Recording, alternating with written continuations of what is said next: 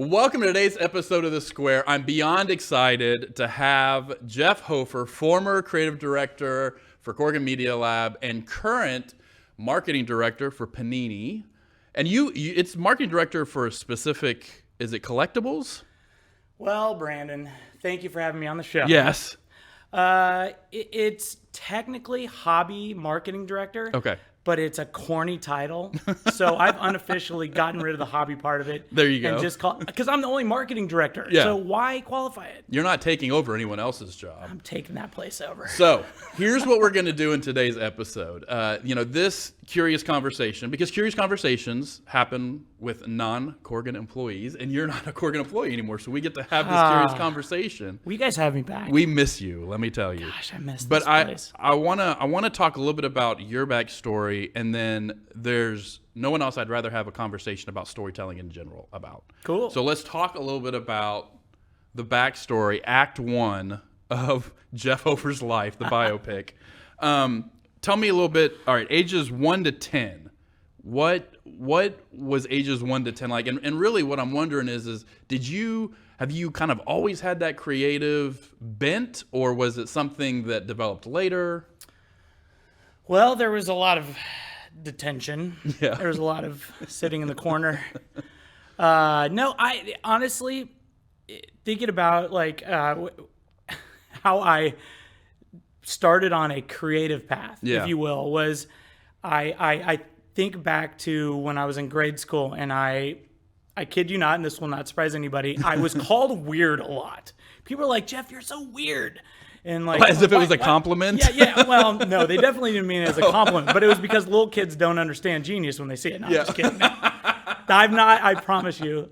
I have a healthy opinion of myself. Only slow down. occasionally genius? Yeah, thank you. This is already going off the rails here. I was just called weird a lot. Yeah. Like, I would do things, people were like, that's so weird. Why would you do that? I'm like, I don't know. It's just, I thought it was the right thing to do. And at a certain point, I think I started hearing the term like, oh, that's a creative idea. Yeah. Or it was like they substituted creative for what weird. was weird. and I think they kind of became interchangeable at a certain point in time. And then I understood, because let me tell you, being called weird as a little kid, you're like, that can't be good. Whatever I did, I probably did it wrong. But I heard it so often that I was kind of whatever. So when someone calls you like that's creative, you're like, Yeah. ooh, kind of like the sound of that. Yeah. And so I think there was kind of a transition there, and it was usually referring to something like I wrote, or instead of doing a speech in class, I wanted to do a poem or write a song or something weird. You mean creative? And so yeah, exactly. So it I don't know. It's all in perspective, I guess. So how did that translate into high school years? Yes. So I was the kid that would always do a video report versus doing a presentation in class. I would write, I would write poetry in English class about my friends, like goofing on them, and end up getting okay scores when I was just having fun. Yeah. And I don't know, like I really was into movies and acting and a bunch of random stuff. When you live in Kansas, Yeah. that seems a little atypical. Now, I heard that your dad called you a cartoon character. Give me the backstory on that. Gosh, just being a hyperactive kid doing weird things. Yeah. I'm sure, because I see it in my own son these days. I have a 3.5-year-old. Fox is amazing. And, Don't well, you dare. Thank you. But he's kind of a cartoon character himself. So, I asked my dad after I had my own son about that incident. And I mean, it wasn't an isolated incident. I was called cartoon character a lot. I think it's just I was very hyperactive and very energetic, and he just saw me as a character. And the funny part is I wouldn't necessarily have guessed that about you. Certainly the creativity and especially in the writing, but you, especially when you were here for, it was 8 years, right? 7, 8 years? 7, yeah. 7 years. you were kind of the calming force in a lot of our creative meetings. Yeah. And so that's interesting to hear how that kind of evolved. You got to harness that energy Yeah. and wait for your moment, and then Just spaz out everywhere. Yeah. So tell me a little bit about college. So college, I I wanted to go to film school, but my parents told me I was fortunate enough for my parents to pay for my college. Yes. I should mention that. Thank you, Mom and Dad. Yeah. And so they were like, "There's no way we're going to pay for a degree you'd never use." Yeah. Like film? No, that's ridiculous. And so I'm like, okay. So then I'm scrambling trying to find whatever like kind of cool, creative type of bit. My parents were like, "You're a salesman." I'm like, okay, all right. Well, let me look in the School of Business, and marketing was there, and it was Yeah. like marketing international business was my focus. And I liked that because I got some advertising classes as well. Yeah. And so I ended up getting a marketing degree, which is ironic since I'm in a marketing position now. So is college kind of where your creative passion began to kind of actually take some form into something that could be a career or something that would put food on the table? Yes. Yeah. So it was framed that way. So I got out of college, and my first job out of college was a marketing assistant. Okay. And I'm like, man, all I really want to do is work in film and TV. But again, my parents, I grew up in the Midwest. Like Yeah. my dad is former military, like a very structured household growing up. And so I'm like, I've got to continue this path. I just got this marketing degree, so I need a marketing job. And so I interned for this like weekly arts magazine called the Met Magazine in Dallas. Okay. Yep. And I interned the summer prior to my graduation. I graduated and they offered me a job. So I started as a marketing assistant there. Well, 3 months after working at the Met, they were bought out and closed down by our competitor, the Dallas Observer. I'm vaguely familiar with Dallas Observer. Yeah, you probably heard of Dallas Observer.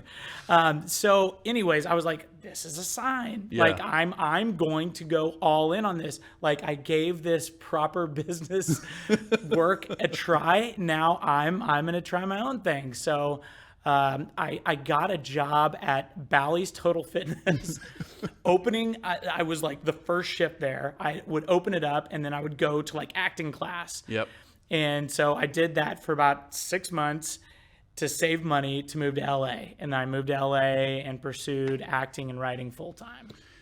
And you, I mean, not just acting and writing. You've acted, you've written, you've directed, you've creative directed, which, you know, there's a big difference between those two things. There's this kind of this thread of storytelling throughout. What is it about story that you keep coming back to? It's weird because growing up, I specifically remember my dad and his friends telling the greatest stories. They would each like take turns, and inevitably they would tell the same stories over and over again. It was like we would wait a year and they would reset and they'd tell the same stories again. But I always loved these stories, and you know, whether it involved my dad or you know, somebody they knew or whatever it was, I loved it, and I was just captivated by that. And my dad is also a movie lover, so we started watching movies early on. And I just got to this point where I love the idea that I could affect someone with a world that I created completely out of thin air. Yeah. And it just seemed so magical to be able to put something down on paper that you slide over to someone and maybe they laugh, maybe they cry, maybe they tense up, you know, whatever it is. But you've essentially created something that wasn't there before, and it is taking this person on a journey. And I just love that idea. And really, comedy was and is my main love, in that I think laughter is wonderful. It's a cure. I feel like when I'm having bad days, if I get one good laugh in, like it can turn everything around. And that's such a powerful thing to be able to then apply that to other people that may be having a bad day. You know, you go out to LA, you move out there, you start this career in acting and writing. I'm sure that there were some rejections and challenges along that path. No. Are there any that stand out that kind of shaped how you approach the creative process now? You know, I will say this. When I was in LA, there was a big movement amongst like independent film, and it was to kind of create your own opportunities. Like, popular example like Owen Wilson and Luke Wilson making Bottle Rocket, Right. and of course Ben Affleck and Matt Damon doing Good Will Hunting, and I really, LA is, it will just chew you up and spit you out. And what I hated most about the whole hustle in LA, while I would do it again in a heartbeat because I think it was important. I hated waiting for my phone to ring. And so I got to the point where I'm like, I'm going out for these auditions and the scripts are horrible. Yeah. Like, I know I could write something better than this. And like, I've got a vision. So I think I can help create these films or TV or video or whatever it is. So, I think the biggest turning point for me in LA was after my 157th rejected audition or whatever it was. You face a lot of rejection. I will say being an actor in LA does toughen your skin. So like interviewing or auditioning now is like a piece of cake because I'm assuming there's no way. Yeah. Really the idea of creating your own opportunities. And if there's something you really want, like, do what you can to make it happen and surround yourself by talented people. And LA is littered with incredibly talented unemployed people. Yeah. So like, you don't have to look far to find great people to collaborate with. So while you were in LA, along that line, is that when you started Occasionally Genius Products Repped here? Wow, look at this guy. Because that really brought in a lot of that business side of it, right? There's a LaCroix under the table for you. And two, I won't talk about the one It I better tried be Black earlier. Jazzberry. So I started, I was in LA for 6 years. And then I moved back to Dallas. First I came back to Dallas to produce a movie. And I was also one of the actors in it. And I happened to meet this really pretty leading lady during the auditions who... I'm really hoping this is the same lady I'm thinking about. Otherwise, I'm going to get a phone call from your wife. Right. Her name was Jessica Alba. No, I'm just kidding. Her name was my wife, Hillary. Yes. And so we cast her as the lead in a movie that a buddy of mine, so if you want to follow this, a director friend of mine in Dallas was directing a movie. I came back from LA to help produce this movie for him. Yeah. And was also an actor in it, and we cast my current wife, at the time, single Hillary Kennedy, as our lead. And so, the movie was horrible, but she was wonderful. Yeah. And so I ended up moving back here like 6 months later because I was blown away by how much production was going on in Dallas. Yeah. I'm like, if I can be, my parents were still in Kansas at the time, if I can be 7 hours away from them, and, have the cost of living you have in Dallas versus Los Angeles. For sure. Like, why not do it if I can do the same things here? So I moved back.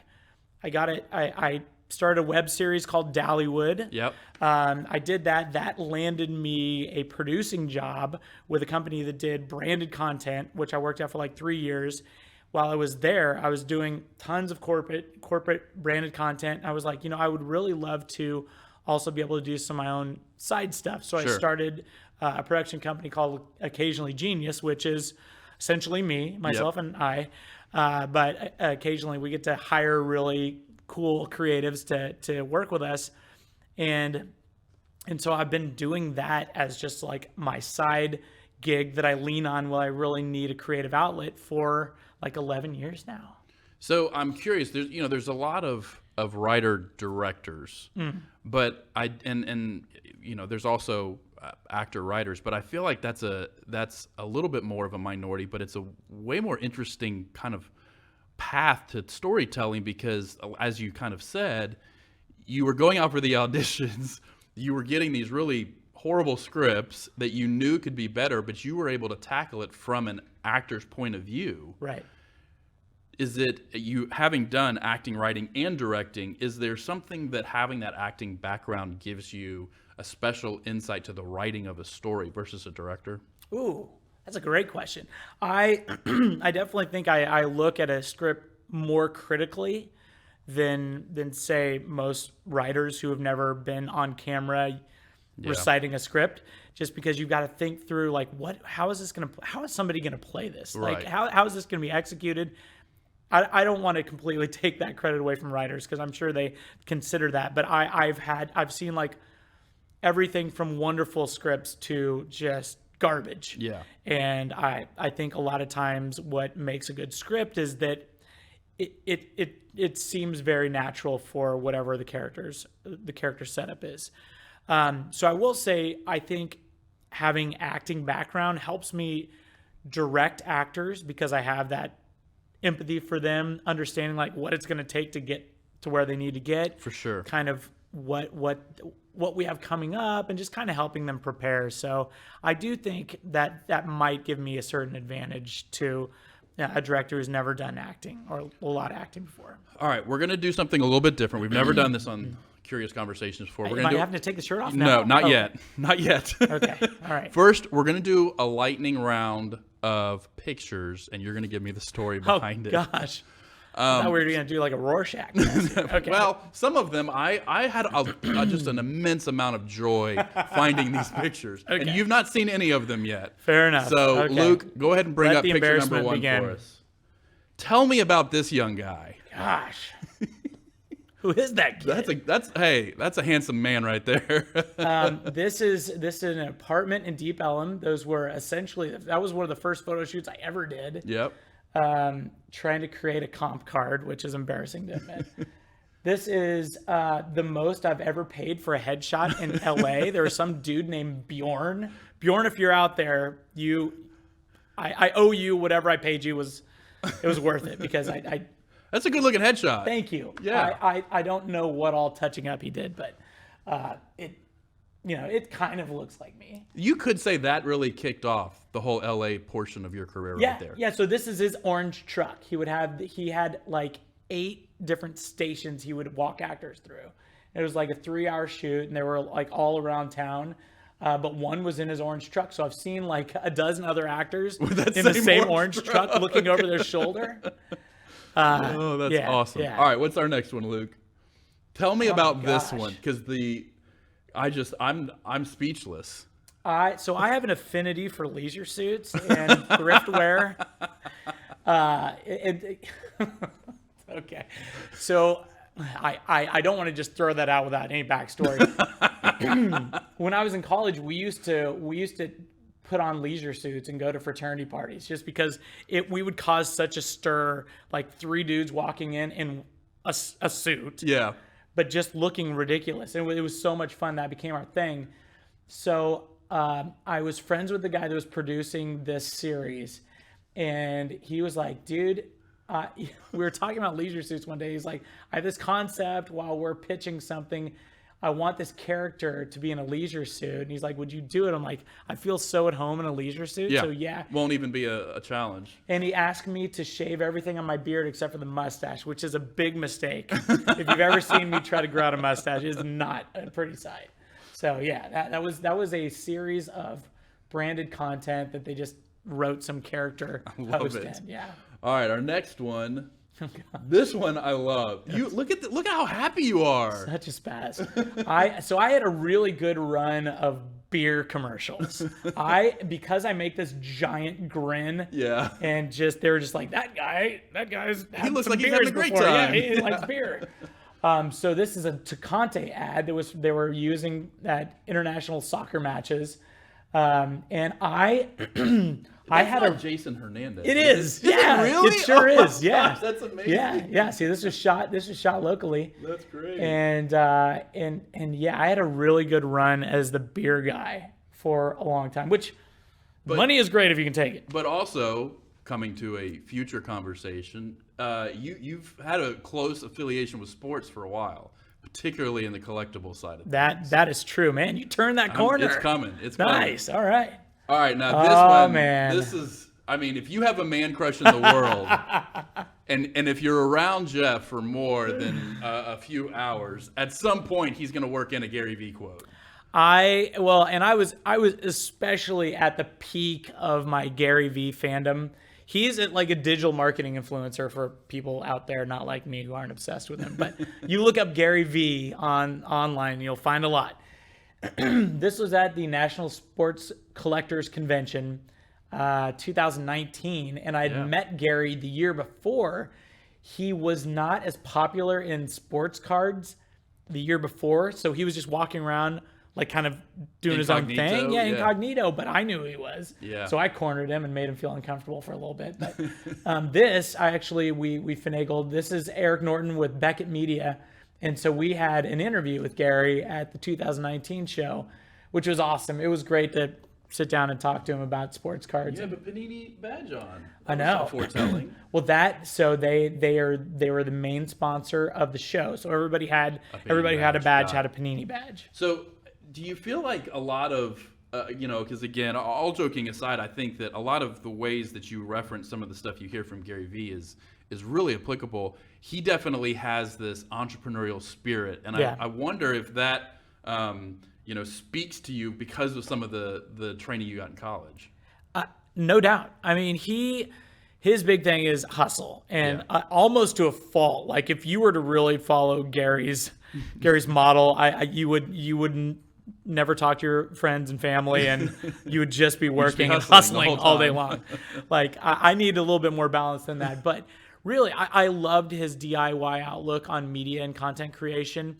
And his thing, even though he's a little bit more loose than I would be with my content creation as far as production quality goes, he was doing it right in that he had professionals filming for him. They were using DSLR cameras. They weren't just shooting on an iPhone. Right. And he used storytelling. Yeah. Back to storytelling. He wrapped storytelling into his everyday work. And really, his big thing is documenting what he does versus scripting or creating content outside of his daily, because he's so busy. He just had somebody follow him around and film like his interaction with clients, and they do marketing consulting. So it was good stories. All right, let's go to our next one, Luke. Pack Geek, baby. What's up, Josh Gobin? So this is my buddy Josh, and this is an early episode of the reboot of Pack Geek. So I started Pack Geek is a video series where I open sports card packs, and the idea is that I kind of take the audience on a ride on this kind of poor man's treasure hunt to open sports cards. I started it in 2010, which was really early on for breaking videos, and then I took a little break and I rebooted it in 2017, and this is kind of early on in that reboot stage. But you had, how many episodes did you have on YouTube? Gosh, I think I have about 170. Yeah. And I haven't done it for a while. Thank you. All right, next one, Luke. We're winding down. I remember this day vividly. Yes, sir. This was that's Dirk Bentley. Yep. We were on a shoot in Nashville. I will give massive props to the Media Lab. This was a very ambitious shoot. We had like 2 hours with Dirks. He had a whole squad with him to make sure we weren't keeping him more than 2 hours. Agents and managers and publicists. It's not a negative, but the cool part about it, he showed up late to set. But the reason he showed up late to set was because he wanted to take his kids to school because he had been with you two at some awards festival the night before. Had flown home and hadn't gotten to put his kids to bed, so we took him to school. And when a guy tells you that, it's like, I don't care who you are, you gotta roll with that. But could not have been any nicer. He was incredibly nice. He knew Creed, Colorado. Yep. Which is kind of our little gem in Colorado.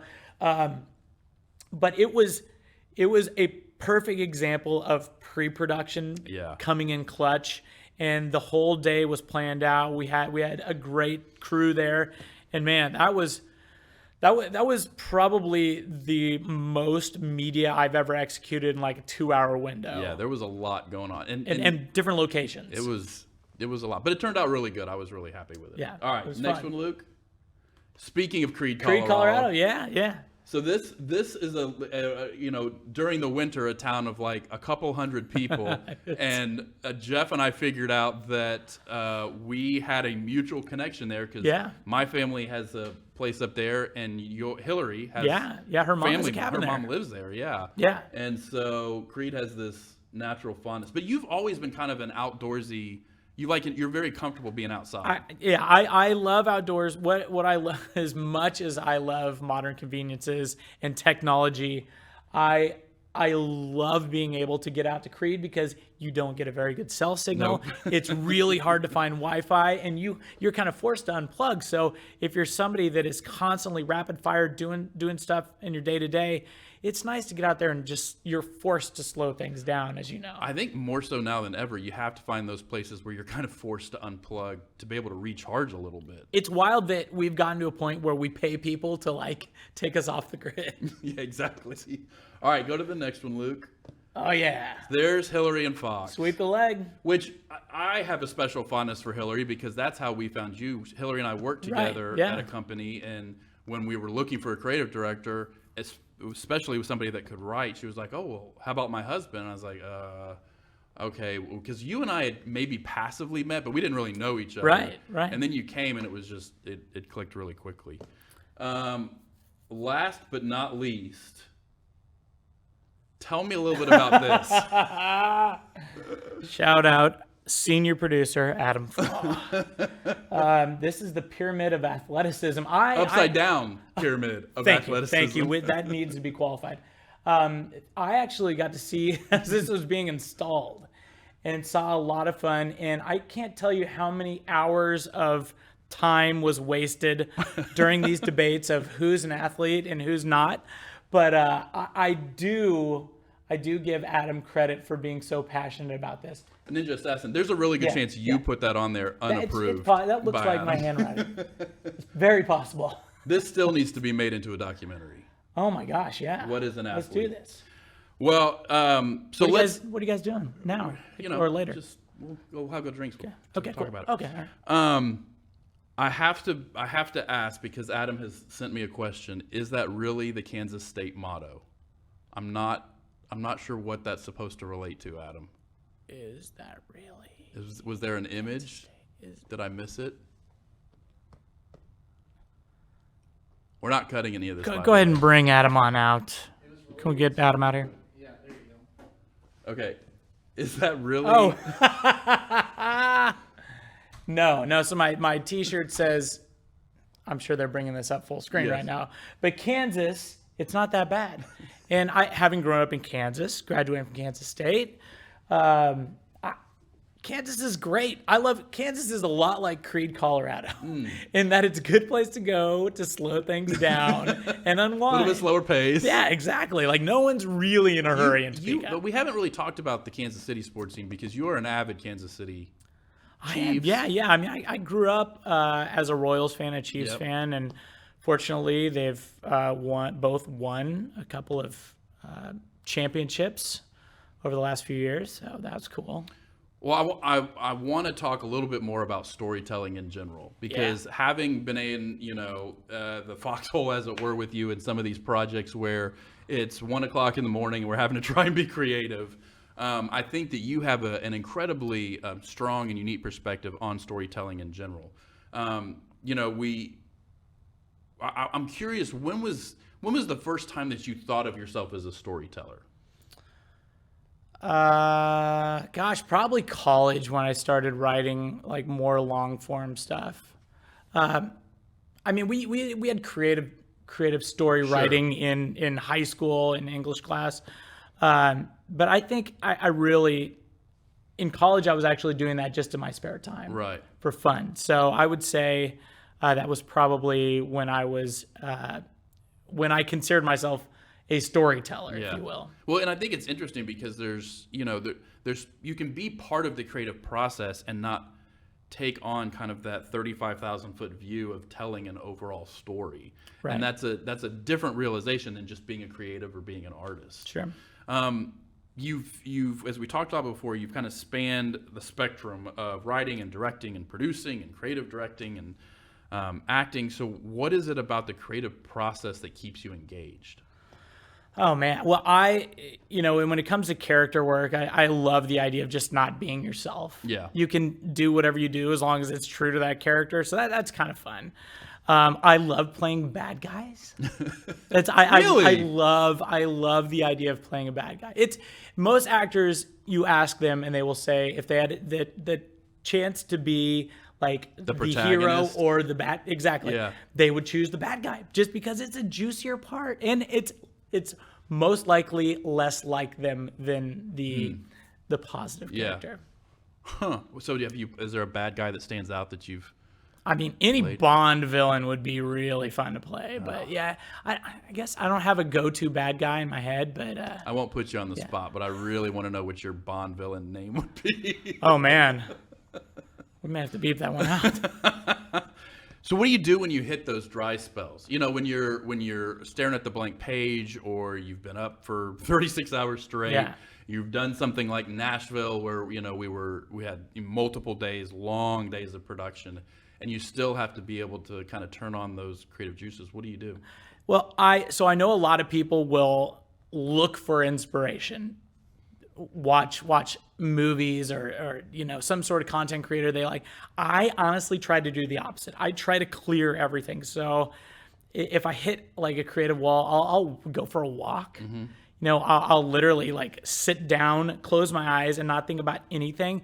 I feel like a creative wall is nothing more than just some thoughts that are getting in the way of you finding what you want to find. So I just try and clear everything. Yeah. Is there, when you have, in terms of kind of clearing your mind, I feel like all day long, even without trying, there's constantly ideas popping in. Wow. And the overwhelming majority, especially for me, are just bad ideas. They can just be flushed. But when you're trying to think through the creative or the story on a project, and even more so when you're working with other creatives and collaborating, how do you kind of filter those ideas to get to the diamond in the rough, if you will? Yeah, I feel like it's good to just get everything out, and just to get it out because sometimes you have an idea in your head, and it seems like gold in your head, and then you talk through it with a group, and you're like, that's garbage. Please disregard that. But I had to purge that. Yeah. But I really feel like if you're in a brainstorming session or you're just pitching concepts, and everybody in the room knows when that idea comes out. If it takes a ton of polishing or it takes like a complete makeover, it wasn't the right idea. It's those really good ideas. It usually stops people in their tracks. It clicks. And you'll get it, and you've seen it a million times. Like it's almost like when you hear something and you think, why didn't I think of that? Or it's so simple. Why is it so simple? But would that work? A lot of times, like the best idea is really simple and really close to where you're at. Yeah. It's just a little path off where you're going currently. Like potentially an ampersand with a word on a card. Yeah. To show Amazon why we want them to move to Dallas. Oh man, that was fun. We'll put that link down in the description. With things going increasingly digital, and I think this is particularly apropos for the job you're in now, how are you finding that balance between the physical and the digital? So Panini is at its core a physical collectibles company. Correct. And you've got NFTs and other things that you're kind of navigating through. How does that balance work? Well, so I will say this. Panini is really trying to warm collectors up to the idea of being open to a digital asset that's not there. But it's hard to replace having a physical card in your hand. One of the biggest aspects of trading cards, certainly when I was growing up, was trading with your friends. Yeah. And, just showing up, put them in binders. And there's just something very special about opening a pack of cards and having that treasure hunt. And while you open packs of NFTs now too. The unexpected nature of wondering what's in the pack. Yeah. And, we have packs now that have autographs in them. It's crazy. Like if you told little Jeff that I was going to be able to open packs of cards and they would have like a player's autograph immediately on the card. Like I had to try to track baseball players down after the game or during batting practice and get them to autograph cards there. Yeah. And that was like the only way to get an autograph. But now you open up a pack of cards and you can get a player's autograph there. Well, at the risk of being shamelessly self-serving, did you bring any packs for us? You to know the open? answer to this. I have a pack right here. And you know what? This is, this is Contenders Optic. So this is 2021. We're a little bit behind. Yeah. Thank you for the supply chain. 2021 Contenders Optic football. This is football. So Nice. just a little background. Contenders football is one of the most popular football releases that Panini does. And just for football collectors everywhere, they know Contenders. Yeah. This is a Chrome version of that product.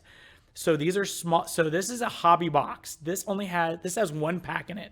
Like when I was growing up, That's a huge box would for have one pack. Yeah, a box would have 36 packs in it. This has one pack. This only has 6 cards in it, but there are 2 autographs on average in this pack. Okay, So- all right. Are these like printed autographs or are these real autographs? These are real autographs. Real And, autographs. and professionals use their teeth open packs. Yeah. In case you saw it. I will say my son, who's 7, about to be 8, and he was with some friends, and we hadn't really talked. Like I hadn't brought out my baseball card collection out of the attic yet, and he was like, "Dad, I got these like Pokemon cards." Like, and yes, I will steer him back towards sports. That's but okay. regardless, he was so excited to have these physical elements and getting to open packs. And so I think there's something to being able to open these cards and the discovery aspect of it, right? Okay, so I don't know how you want to do this. We get 6 cards in here. There's likely 2 autographs in there. All right, we're gonna see. So we've got. You know what? Walk me through a Pat Geek episode. Oh, all right. Well, I don't usually put them out in front of me like this, but I'm doing this because you guys have a cool camera here. So that's a good sign. It's turned over upside down, so it probably has an autograph on it. Look at that. So this is Trayvon Morig. I don't know. Don't hold me to that pronunciation, but in this, I was checking to see if it's numbered, but that is a rookie ticket. That is a very popular card in the set. So another rookie ticket. Wait, was it significant that it was turned backwards? Does that mean they slipped it in there? No, that's just to let you know you're coming up on an autograph. But it's a good sign if you see a card turned over. So so this one, I don't know if you guys can see that, but it's serial numbered there. This is 1 out of 175. So there's only 175 of these. card? This Aaron Jones season ticket. And then this one, this looks like a cool parallel. So I'm guessing it's a little bit lower numbered. Come further into the camera. I got it. There you Okay. So this is numbered out of 30. Probably can't see that because it's really small. go. Oh, because like the little embossed there. Yeah, 29. 29 out of 30. Yeah, exactly. So this is, we just opened a hobby box of cards. Yeah. Again, when I was growing up, these hobby boxes had 36 cards on them, I but remember most that, of like them, the tops. Yeah, and yeah, exactly. Donruss, yeah. that most of them were commons. I mean, frankly, these, that's one thing they do now is we put more value in boxes. So Yeah. you got player autographs, you have limited edition cards. This is essentially the fail safe that the card companies have done so there wouldn't ever run into the overproduction Of cards. issue Yeah. that we ran into in the early 90s. Got it. Well, thank you for bringing us to Pac-Man. That's Yeah, awesome. man. Did you just call me Pac-Man? Yeah, Pac-Man, Pac Geek. I'll take it.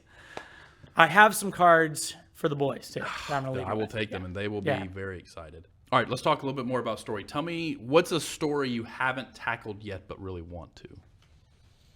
Oh man, there's a lot of stories. I have a lot of scripts that will most likely never see the light of day. There's a couple that I would love to do. I have an 80s tennis comedy. I feel like no one has done that very specific genre well. Does one of the actors potentially have a leisure suit in their future? I mean, why not? Yeah, but we can do that. By the way, TM on that concept.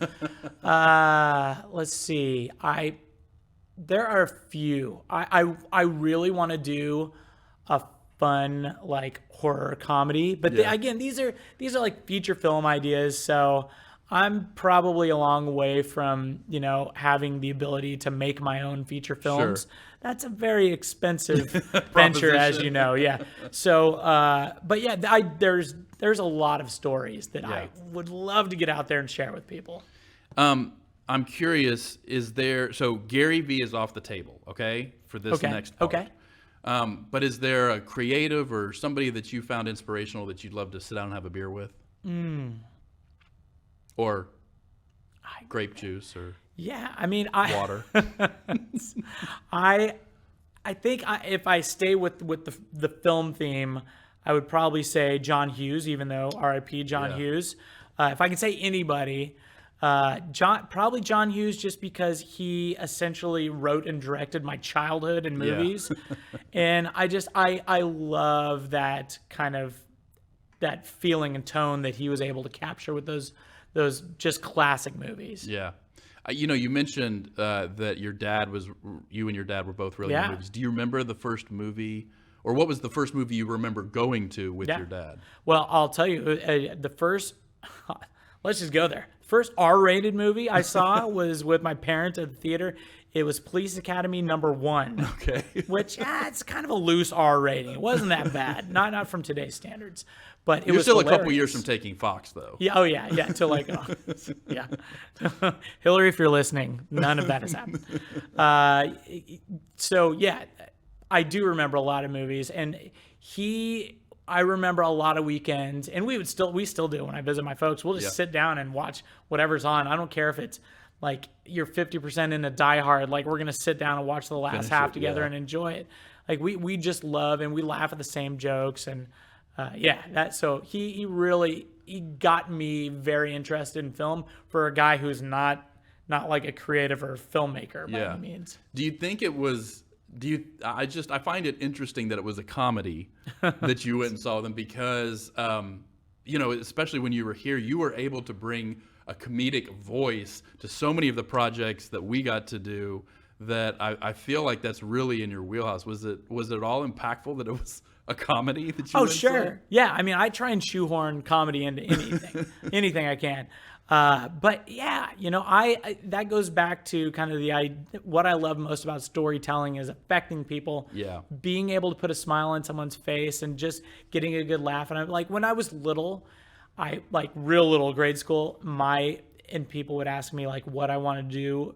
It was like, I either want to be the president or a firefighter or a stand-up comedian. Yeah. That was kind of the one atypical one that kids don't always throw out there. But a stand-up comedian. I don't know. It was just, I love making people laugh and helping lighten a situation and helping people enjoy their time. Well, and you did, even when you were here, you were doing improv lessons, right? Yes. Yeah. So something that kind of scratched that right. itch. Yeah. Graduate of 4-day weekend school. There you go.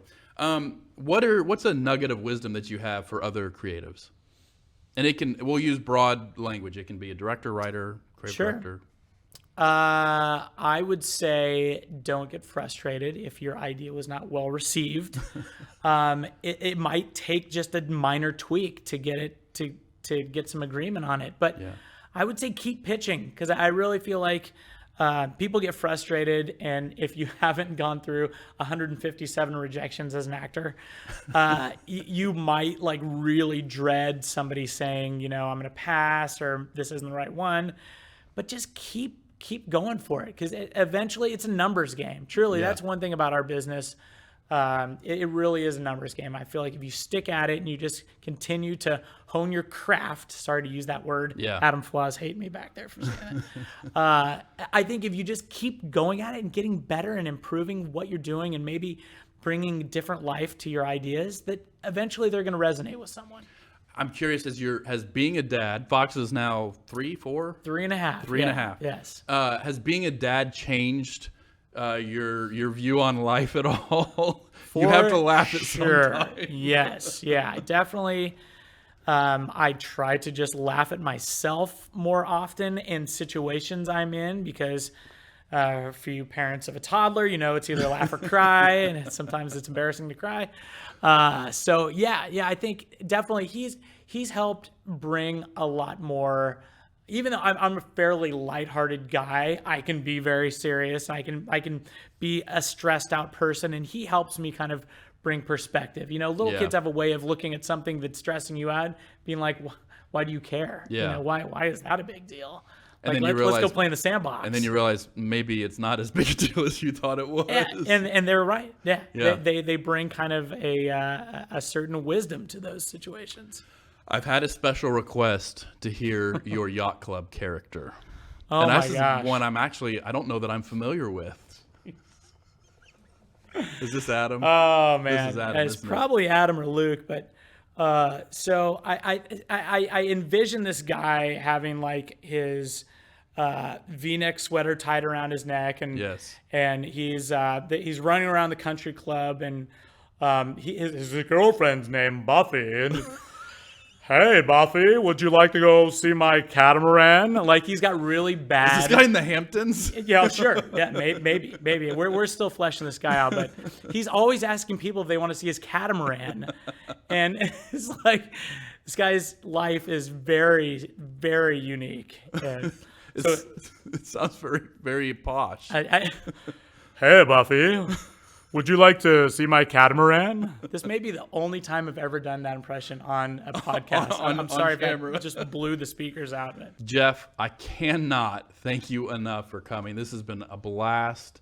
I'm going to hold you to coming again at some point. We'll have a whole nother conversation about, you know, your yacht club character and how you finally were able to get your comedy horror movie made. We're going to do the premiere right now here.